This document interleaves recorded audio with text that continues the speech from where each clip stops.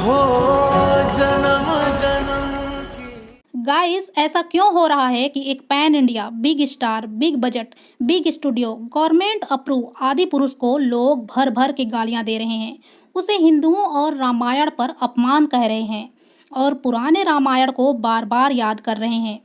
1987 में रामानंद सागर के पास ना तो 500-600 करोड़ रुपए थे, न टॉप के एक्टर थे, ना ही कंप्यूटर वीएफएक्स एनिमेशन टेक्नोलॉजी थी। लेकिन रामानंद सागर के पास आस्था और समझ थी और उन्होंने सदियों से चलते आए तुलसीदास रामायण का रूपांतरण टीवी के पर्दे पर उतारा, वो भी पूरी श्रद्धा के साथ।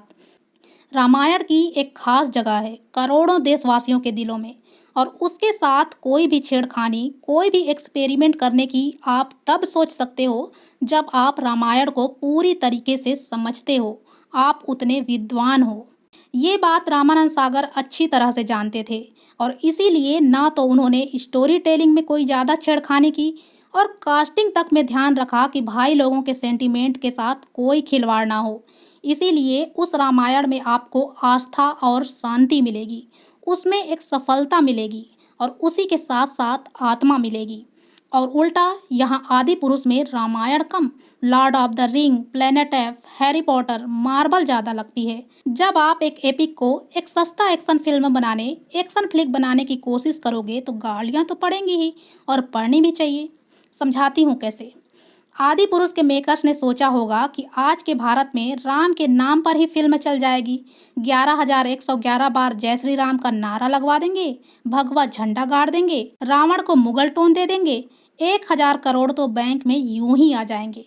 Story telling, VFX, casting, acting, dialogues, intercity, ये सब गई तेल लेने। आज भी पिक्चर की पब्लिसिटी में प्रभास और कृति कम, श्री राम ज़्यादा नजर आ रहे हैं। और अगर आपको ये सही लगता है तो भाई साहब मुबारक हो आपको, मुझे तो ये गलत लगता है।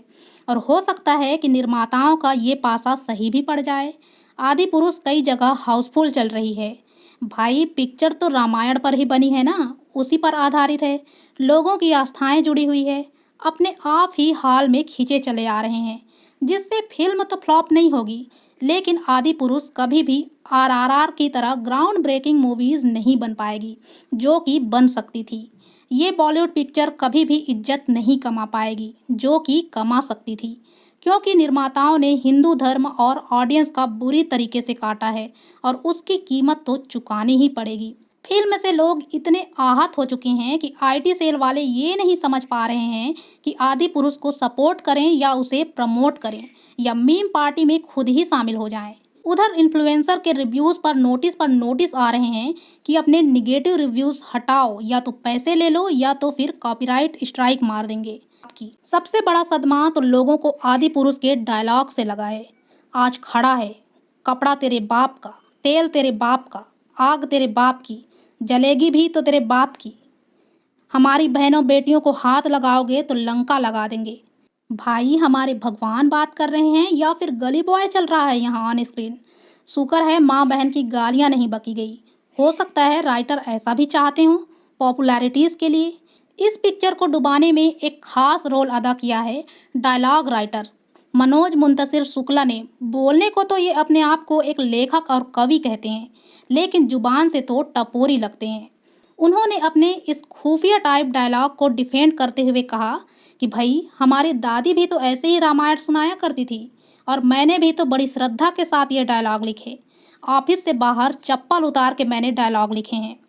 शुक्ला भाई अगर चप्पल खोल के ये शब्द लिख डाले तो चप्पल पहनकर पता नहीं क्या लिख देते, लेकिन अभी तो आपको लोग ढूंढ रहे हैं चप्पल लेकर। मनोज शुक्ला हनुमान जी को एक मैंचो स्ट्रीट फाइटर का इमेज देने की कोशिश करते हैं, लेकिन भाई साहब ये भूल जाते हैं कि अपनी अपार शक्ति के अलावा हनुमान वेदों में पूरा ज्ञान रखते हैं। तो ऐसे बोल तो उनके मुंह से कभी निकल ही नहीं सकते। और आज के डेट में प्रॉब्लम ये हो गई है कि angry Hanuman angry Hanuman angry Hanuman करते करते हम भूल गए हैं कि हमारे हनुमान जी कितने महान थे। बस याद आता है तो हमें उनका क्रोध, उनका बल, उनका हैप्पीनेस तो हम भूल ही गए हैं। हम ये भूल जाते हैं कि हनुमान जी की छवि इतिहास में मुस्कुराते हुए है, ना कि क्रोध में। जब भगवान श्री राम लंका की तरफ कूच कर रहे होते हैं तो भगवा झंडा वहाँ गाड़ने की बात कर रहे होते हैं। भाई वोट तो हम भगवा बटन पर दबा ही देंगे, लेकिन कृपया करके रामायण का, हमारे भगवानों का इस तरह से इस्तेमाल तो मत करो। थोड़ा तो स्टोरी लाइन पर ध्यान दे दो। स्टोरी से याद आया, मनोज शुक्ला के अलावा डायरेक्टर ओम राउत की भी खोज आजकल चल रही है, ताकि उनको पकड़ के टाइम मशीन में बैठा के त्रेता युग में भेज दिया जाए। तब शायद उनको स्टोरी टेलिंग और कास्टिंग की कुछ समझ आ जाए। रामायण को पहले तो आपने 3 घंटे में ठूस दिया, जो कि आराम से एक रिलीजियस मूवीज़ बननी चाहिए थी, 3 पिक्चरें बननी चाहिए थी। उसको आपने 3 घंटे में फास्ट फॉरवर्ड करके दिखा दिया। सारे एक्शन सीक्वेंस दिखाने थे आपको। चलो ठीक है, माफ़ किया, लेकिन इम्पॉर्टेंट पॉइंट तो बताना ही भूल गए कि भाई रावण की मौत कैसे होती है। चलो ठीक है, नहीं बताया तो नहीं बताया, लेकिन हनुमान जी के साथ आपने ये किया क्या? उनके कैरेक्टर को क्या कर डाला? दाढ़ी देकर, मुंह में पान मसाला ठूंस कर, लेदर ड्रेस पहनाकर किस एंगल से हमारे भगवान लग रहे हैं? पूरी पिक्चर बन गई, लेकिन किसी को बात समझ में नहीं आई। धर्म के नाम पर लोग फिसल जाते हैं, ये मैं मानती हूँ, लेकिन आप क्या समझे थे? हनुमान जी के नाम पर एक सीट बुक कर दोगे तो लोग ये सब माफ़ कर देंगे, आपको शाबाशी देंगे? अजी लोग तो कह रहे हैं धिक्कार है, और आदि पुरुष देखने के बाद हनुमान जी खुद इस पिक्चर को बॉयकॉट कर देंगे और पूछेंगे कि 600 करोड़ रुपए का क्या किया तुमने? भगवान श्री राम के चेहरे पर ना तो कोई तेज है, ना ही चेहरे पर कोई एक्सप्रेशन है, ना कोई बॉडी लैंग्वेज है। मूवी देखोगे तो अरुण गोविल ओरिजिनल राम जी की बड़ी याद आएगी आपको। देखना, भगवान राम के किरदार को इतना फीका बना दिया कि क्या कहूँ। लोग रामलीला देखकर ज़्यादा खुश होंगे। अब आते हैं रावण पर। डायरेक्टर ओम राउत ने कहा कि 10 सिर हैं रावण के, कुछ तूफानी किया जाए। 10 लाइन से क्यों करें, 5x5 कर देते हैं। अब आते हैं सोने की लंका पर। सोने की लंका बन गई कोयले की लंका। वैसे तो 3D में पूरी पिक्चर ही काली थी, अंधेरे में ही पूरी पिक्चर निकल गई। रावण का पुष्पक विमान बन जाता है चमगादड़। हिंदू ब्राह्मण रावण एक लोहार का काम करते नजर आता है, अपने चमगादड़ को मांस खिलाता नजर आता है। रुद्रवीणा कम, एक गिटार ज़्यादा बजा रहा होता है। लेकिन यहाँ भी निर्माताओं ने सोचा, अरे मास्टर स्ट्रोक खेल लेते हैं, रावण को तैमूर का लुक दे देते हैं, फिर तो फिल्म चलेगी नहीं, दौड़ेगी। फाइनली आते हैं एक्शन सीक्वेंस और वीएफएक्स पर।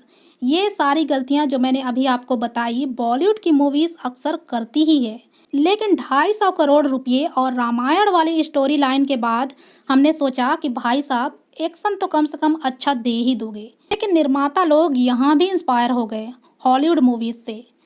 रामायण में सत्य की लड़ाई होती है, धर्म और अहंकार के खिलाफ, लेकिन यहाँ ये लगता है कि डायरेक्टर ओम राउत और मनोज शुक्ला खुद ही अपने अहंकार के चलते रामायण और हिंदुओं का अपमान कर बैठे। ये बात सोच से भी परे है कि इतनी सारी गलतियाँ कैसे हुई, या फिर पूरा मकसद ही यही था कि अच्छी पिक्चर तो नहीं बना सकते, क्यों ना कंट्रोवर्शियल ही बनाया जाए, लोग उत्तेजित होंगे, हॉल भर जाएंगे। और अगर यही उद्देश्य था तो फिर तो बधाई हो भाई साहब आपको।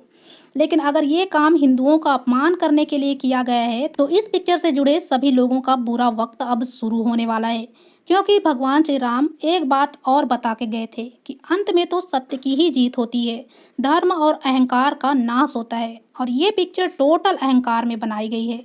आदि पुरुष बॉलीवुड का जवाब हो सकता था उन लोगों को जो कहते हैं कि बॉलीवुड इंडस्ट्री के बुरे दिन आ गए हैं। ये इंडस्ट्री कुछ नहीं कर सकती, ये गई, किसी काम का नहीं, काम खत्म, एंड द स्टोरी।